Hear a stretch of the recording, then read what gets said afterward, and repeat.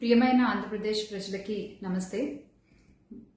జరిగిన ఎన్నికల్లో ప్రజలు ఇచ్చిన తీర్పుని స్వాగతిస్తున్నాము. ఖచ్చితంగా ఈ క్షేత్ర స్థాయిలో జరిగినటువంటి ఎన్నికల్లో ప్రజలదే అంతిమ తీర్పు.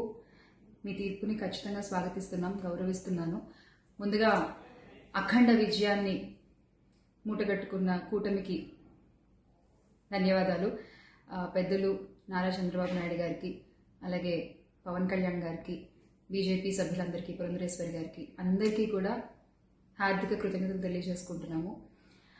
అలాగే వైసీపీ గెలుపు కోసం కష్టపడ్డ ప్రతి కార్యకర్తకి, ప్రతి ఒక్కళ్ళకి, వైసీపీ కుటుంబం మొత్తానికి కూడా పేరు పేరున ధన్యవాదాలు.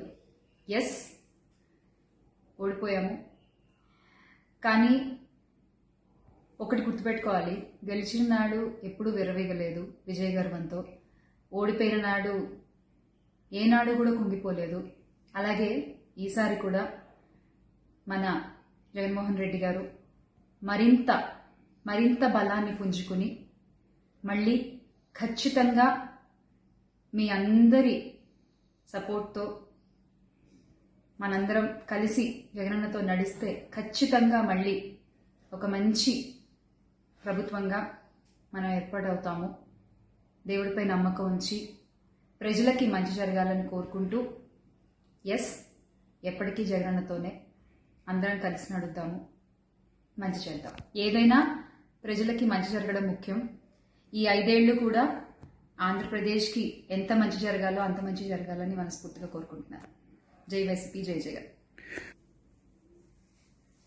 థ్రెటనింగ్ కాల్స్ గురించి వచ్చేసరికి, ఎస్, చాలా కాల్స్ వస్తున్నాయి, చాలా బెదిరిస్తున్నారు. ఒక రకమైన భయంగానే ఉంది నాకు కూడా. కానీ ఏంటంటే ఒకటే చెప్పాలండి, నేను మీకు ఒకటి నచ్చుతుంది, నాకు ఒకటి నచ్చుతుంది, అలా అని చెప్పి మీకు నచ్చింది నాకు నచ్చిందని చెప్పి మీరు బతకడానికి వీల్లేదు అంటే ఇది చాలా అన్యాయం అన్న, చాలా అన్యాయం. సో ప్లీజ్, దయచేసి ఏది కూడా వ్యక్తిగతంగా తీసుకోవద్దు. నేను వ్యక్తిగతంగా ఎవరిపైన విమర్శలు చేయలేదు, చెయ్యను కూడా. ఎప్పటికీ నాకు చాలా గౌరవం. ఎవరన్నా కూడా వ్యక్తిగత విమర్శలు ఏవి నేను ఎప్పుడు చేయలేదు, చేయను, మళ్ళీ చెప్తున్నాను. సో దయచేసి మీరు కూడా ఏది పర్సనల్గా తీసుకోవద్దు. ఎస్, ఒక పార్టీని గెలిపించేటువంటి ప్రయత్నంలో నేను ఎంత చేయాలో అంతా చేశాను, ఉన్నదే చెప్పాను, లేనిది ఎక్కడా మాట్లాడలేదు. దయచేసి దాన్ని అర్థం చేసుకుంటారని కోరుకుంటున్నాను.